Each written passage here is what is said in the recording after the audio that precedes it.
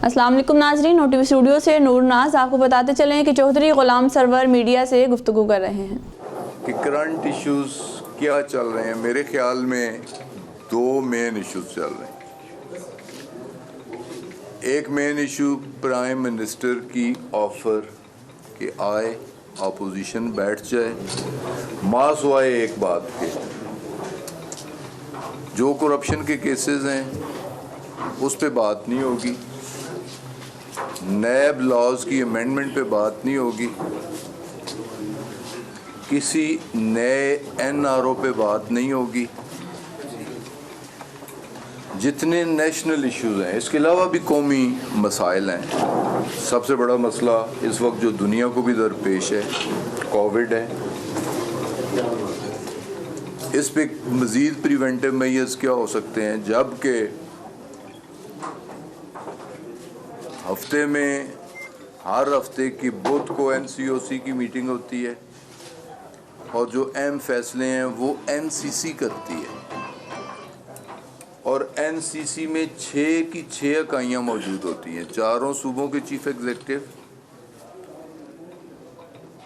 गिलगित बल्तिस्तान के chief executive और आज़ाद जम्मू कश्मीर के चीफ एग्जीक्यूटिव। मैं ख़ुद उसका मेंबर हूँ एनसीसी का। उनकी राय ली जाती है और उनकी राय का एहतराम भी किया जाता है। जो मुंतखब नुमाइंदा हाउसेज हैं, कोशिश की जाती है कि कंसेंसस करके फ़ैसला किया जाए, लेकिन इसके बावजूद बड़ी पार्टीज़ हैं, मुस्लिम लीग है, पीपल्स पार्टी है, जमीयत है, जमात इस्लामी है या पीडीएम की तमाम जमातें, इस सिलसिले में अगर उनकी कोई तजावीज़ हो, एजेंडा होता है हर मीटिंग का, कोविड नंबर 1 हो सकता है। फिर हाई अलर्ट आपके इल्म में, ख़तरा हमारी सरहदों पे मंडला रहा है। हिंदुस्तान आया रोज़ टेररिस्ट एक्टिविटीज़ में मुलव्वस पाया जाता है, जिसका डोजियर आईएसपीआर और फॉरेन मिनिस्टर ने इस पे बैठ के बात भी की है और डोजियर उनके हवाले भी की है कि पाकिस्तान में जितनी भी दहशतगर्दी हो रही है इसके पीछे रॉ और हिंदुस्तान है। हम उसे कंडेम भी करते हैं। आया पोजीशन बैठे इस इशू पे भी हुकूमत का साथ दे। ये पाकिस्तान का मसला है, ये हुकूमत या अपोजिशन का मसला तो नहीं है। कश्मीर में मुसलमानों का जीना दोबार कर दिया गया, ये भी एक नेशनल इशू है। कश्मीरियों के साथ यकजहती का इजहार करना है, हिंदुस्तान के तमाम तर इक़दामात की मज़म्मत करना और उसमें नई हिकमत अमली बनाना, इसमें भी अपोजिशन आए, बैठे, बात करे, तजावीज़ दे। कौमी इश्यूज़ हैं, इस पर कंसेंसस होना चाहिए। फिर हिंदुस्तान पाकिस्तानी दरियाओं का पानी जो सिंध तास मुआहदा के तहत पाकिस्तान के हिस्से में आए, उन दरियाओं पर बंद बांध के पाकिस्तान को सहरा बनाना चाहता है, बंजर बेअबान बनाना चाहता है, हमें भूखा और प्यासा मारना चाहता है। कौमी इशू है, इस पे अपोजिशन को आना चाहिए, बैठना चाहिए, बात करनी चाहिए। इलेक्शन के हवाले से मैं तो कहूँगा कि सबक सीखना चाहिए हमारे सियासतदानों को, बच्चों से सबक सीखना चाहिए, अंडर 20 टीम से सबक सीखना चाहिए। वो क्रिकेट में खेलते हो, वो फुटबॉल खेलते हो, हॉकी खेलते हो, जीतने वाले की जीत को तस्लीम किया जाता है, हारने वाला अपनी हार तस्लीम करता है, शेक हैंड करता है, मुबारक देता है, स्पोर्ट्समैनशिप स्पिरिट का मुजाहरा करता है। सियासतदानों को भी करना चाहिए और जो खला है यकीनन है इलेक्शन रिफॉर्म्स, उस पे आए, बैठें, बात करें। इकनॉमिक क्राइसिस अगर इस मुल्क में, जो कि यकीनन है, और हमारा कहना यह है कि ये तमाम तर गुज़श्ता हुकूमतों की गलत पॉलिसियों की वजह से, हम फिर कहते हैं कि वो आएँ, वो बताएं, तजवीज़ दें। अगर कोई अच्छे आइडियाज़ उनके पास हैं इस दलदल से निकलने के लिए, तो उसमें भी हम उनके साथ बैठना चाहते हैं, बात करना चाहते हैं। तो बाकी रहा जलसे जुलूस, ठीक है, ये भी उनका एक राइट है, अपोजिशन का एक राइट है, जलसे जुलूस ज़रूर करें।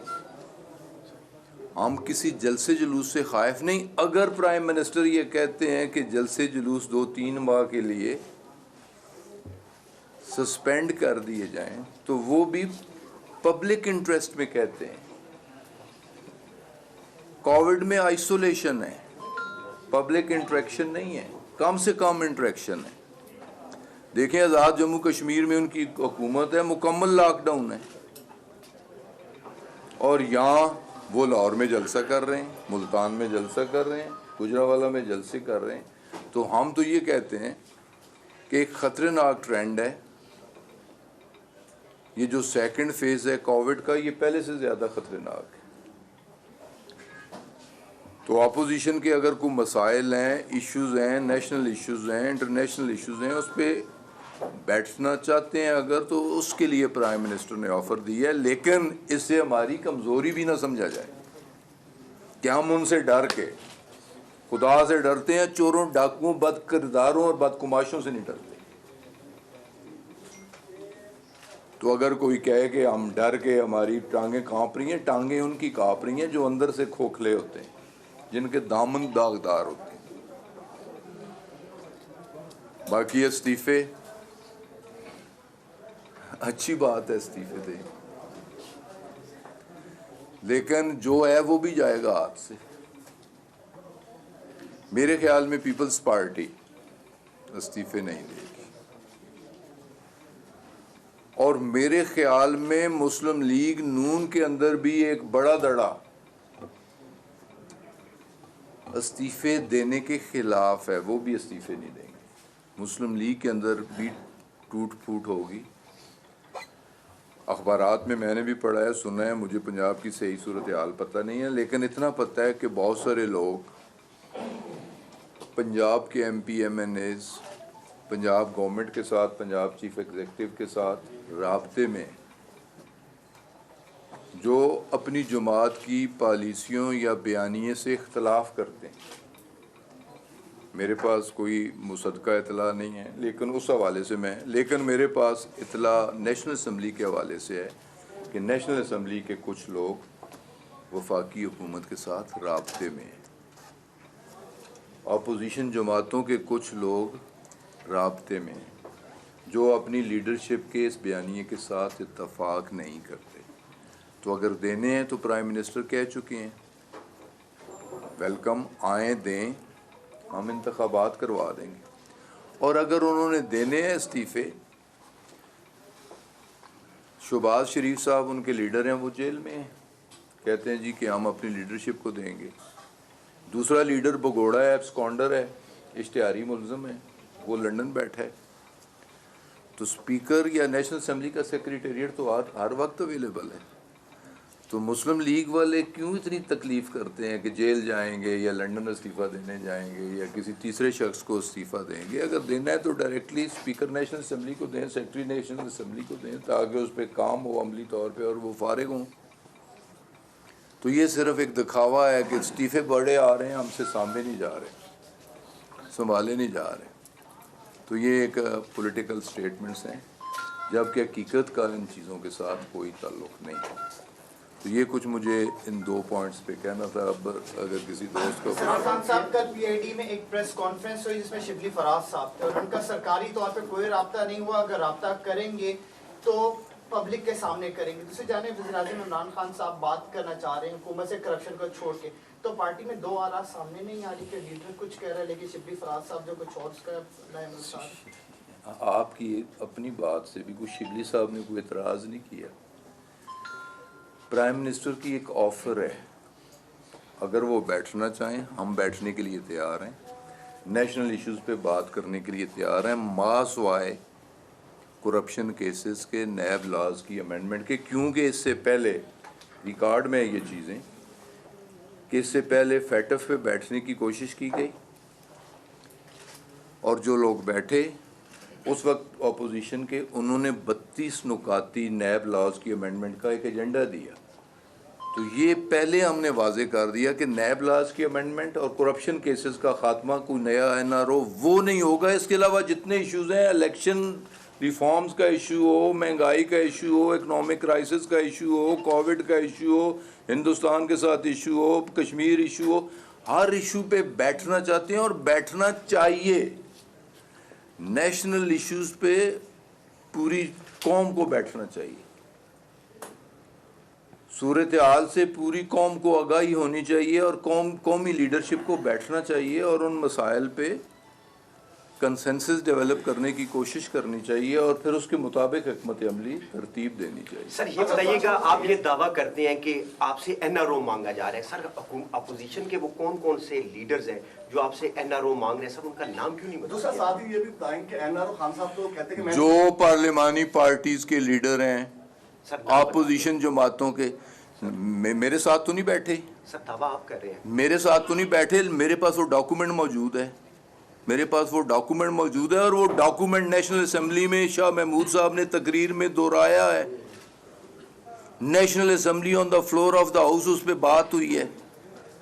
تو اس پہ نام لینے کی کیا ضرورت، نام سب کو پتہ ہے. خان صاحب کہتے ہیں کہ میں این آر او نہیں دوں گا. خان صاحب این آر او دیکھیں جب ایسی نیب کوئی کارروائی کرتا ہے تو نیب آزاد آ رہا ہے تو ان کے کیسز جو نیب میں چل رہے ہیں تو خان صاحب این آر او کیسے دیں گے؟ دوسری بات یہ ہے کہ جو اگر گورنمنٹ دیکھیں نا، این آر او اس سے پہلے ہوا ہے. کیسز پہلے ایم کیو ایم کے خلاف بھی تھے، پیپلز پارٹی کے خلاف بھی تھے. مشرف دور میں این آر او لیا گیا اور یہ این آر او کے مزے لوٹنے والے لوگ ہیں. ایک دفعہ یہ مزے لوٹ چکے ہیں، پھر لوٹنا چاہتے ہیں. تو وہ پریزیڈنٹ موجود ہے. این آر او کس طرح، چاہے نیب میں کنوکشن ہوئی ہو، چاہے ہائی کورٹ میں میٹر پینڈنگ ہو، سپریم کورٹ میں میٹر پینڈنگ ہو، نیب میں میٹر پینڈنگ ہو، اگر حکومت اپوزیشن بیٹھ کے کسی بات پہ اتفاق کرتی ہے تو قانونی راستے جیسے کہ پرویز مشرف کے ٹائم نکالا گیا نکل سکتا ہے. لیکن ہم یہ کرنے کے لیے تیار نہیں ہیں اور ہم نے کوئی کیس بنایا بھی نہیں ہے. کیسز اگر پیپلز پارٹی کے خلاف ہیں تو نون والوں نے بنائے ہیں، تو نون والوں کے خلاف ہیں تو پیپلز پارٹی والوں نے بنائے. عدالتوں میں کیسز ہیں، اکاؤنٹیبلٹی کورٹس میں کیسز ہیں، نیب میں انکوائریز ہیں. ہم نے کسی کو نہیں کہا کہ اس کی کریں اس کی نہ کریں. خان صاحب این آر او کیسے دیں گے؟ اللہ نہ کرے ہم دینا ہی نہیں چاہتے، ہم اس پہ سوچنا ہی نہیں چاہتے، ہم اس پہ بات سننا ہی نہیں چاہتے، ہم کوئی چیز اس پہ کمٹ کرنا ہی نہیں چاہتے. این آر او نام سے ہم الرجک ہیں. خان صاحب یہ بتائیے گا کہ ملتان جلسہ روکنے کی پہلے بھرپور کوشش کی گئی اور پھر آخر میں جلسہ ہو گیا. اپوزیشن نے کہہ رہی ہے کہ مینار پاکستان میں بھی جلسہ ہوگا اور اس کے لیے بھی اجازت نامے کا بھی مسئلہ ہے، وہ بھی نہیں ہو رہا. دوسری جانب وزیر داخلہ بنا دیا گیا شیخ رشید صاحب کو. مبارک ہو اہلیان پنڈی کو یار، خوشی کی بات ہے. مبارکباد دیتا ہوں سارے دوستوں کو اور آپ قبول تو کریں یار. دو چیزیں اس میں سامنے آ رہی، کیا شیخ رشید صاحب کو صرف اپوزیشن کو چلنے کے لیے لایا گیا ہے یا بھارت کو دھمکانے کے لیے لایا گیا؟ آپ کی کیا رائے ہے؟ میرا خیال ہے صحیح فیصلہ ہے پرائم منسٹر کا اور پرفیکٹ فیصلہ ہے اور انٹیریئر منسٹر کی جو ذمہ داری ہیں میرے خیال میں وہ باحسن طریقے سے سر انجام دیں گے. اچھا سر یہ بتائیے گا کہ یہ کہ جو پروازیں تھیں اس پر دسمبر تک پابندی لگائی گئی تھی یورپی یونین کی جانب سے، جبکہ اب جب کہ دسمبر ختم ہوا ہے اور اس حوالے سے جو بات چیت ہے وہ بھی میرا خیال نہیں ہو سکی. لیکن اس میں ایک چیز ہے کہ ورجن اٹلانٹک جو ہے اس کو اجازت دے دی گئی ہے برٹش کے بعد. پاکستانی طیاروں کو یورپ کے لیے یا برطانیہ کے لیے اجازت نہیں ہے، جبکہ یہاں پر جو غیر ملکی ایئر لائنس ان کو اجازت بھی دی جا رہی ہے. جبکہ چیئرمین بھی ہے یہ جونسن ہے، اس کی بھی اس حوالے سے مخالفت موجود ہے. تو کیا ایسی وجہ ہے جس کی وجہ سے ورجن کو اجازت دی گئی جبکہ برٹش آلریڈی اجازت دی؟ ایک میرے بھائی آپ کی اطلاع کے لیے یہ عرض ہے کہ ایئر سروسز ایگریمنٹ ہوئے ہیں 2008 کا ایگریمنٹ بھی موجود ہے، اس کی ریٹیفیکیشن 2020 میں بھی ہوئی ہے. ڈیزینیٹڈ ایئر لائنز، ہماری ڈیزینیٹڈ ایئر لائنز کون کون سی ہیں؟ پی آئی اے ہے، ایئر بلیو ہے، اس سے پہلے شاہین تھی جو ڈیفالٹ کر چکی ہے. اب ہم نے نئی سرین ایئر کو ڈیزینیٹڈ ایئر لائن ڈکلیئر کی ہے، کیبنٹ نے اس کی اپروول دی ہے. وہ اپنے 1 سال کے آپریشن ڈومیسٹک مکمل کر چکی ہے. اب وہ قانون کے مطابق، ہماری ایویشن پالیسی کے مطابق نئے طیاروں کے ساتھ، اضافی طیاروں کے ساتھ وہ نیشنل آپریشنز کر سکتے ہیں، انٹرنیشنل آپریشنز کر سکتے ہیں. تو اس کی کیبنٹ نے اجازت دے دی. ہمارا معاہدہ ہے حکومت برطانیہ کے ساتھ 2008 میں بھی ہے, 1970 میں بھی ہے, 2020 میں بھی ہے کہ انلمیٹڈ فریکوینسیز, جتنی جگہ ہم جانا چاہیں, جتنی جگہ وہ آنا چاہیں, جتنی ہماری ڈیزینیٹڈ ایئر لائنس اتنی ان کی ڈیزینیٹڈ ایئر لائنس. تو ورجن اٹلانٹک ان کی ڈیزینیٹڈ ہے جس طرح ہماری ایئر بلیو ڈیزینیٹڈ ہے. اب اگر پابندی ہے تو یہ برطانیہ کی طرف سے پابندی نہیں ہے, یہ انٹرنیشنل ایجنسی جی ہے, ایاسا کی طرف سے پابندی ہے, جو میرے بھائی نے سوال کی ہے. اور آج کل ہم نے انہیں انگیج کیا ہوا ہے. 10 تاریخ کو بھی ہماری ان لوگوں کے ساتھ میٹنگ ہوئی ہے, اس 10 کو ٹیلی فونک ڈسکشن ہوئی ہے, انہیں ہم نے انگیج کیا ہوا ہے. اور انشاءاللہ تعالی جلد ہم آپ کو خوشخبری بھی سنائیں گے اور یہ پابندیاں ختم ہو جائیں گی. پروازوں کی لاس سے کتنا نقصان ہے؟ لیکن نہیں, لاس نفع نقصان کی یہاں بات نہیں ہے, بات تو ایک پابندی لگی ہے. ہم قانون کے مطابق اجازت دینے کے, نئی فریکوینسیز دینے کے پابند ہیں. اگر ورجن اٹلانٹک کو ملی, ہم نے خود فائل ڈسکس کی, اپروو کی کہ ہمارے ایگریمنٹ ہے کہ ان کی, اگر ہماری 3 ایئر لائنز جا سکتی ہیں, ان لمیٹڈ ڈیسٹینیشنز پہ جا سکتی ہیں, تو ان کی بھی 3 ایئر لائنز آ سکتی ہیں اور ان لمیٹڈ فریکوینسیز لے سکتی ہیں.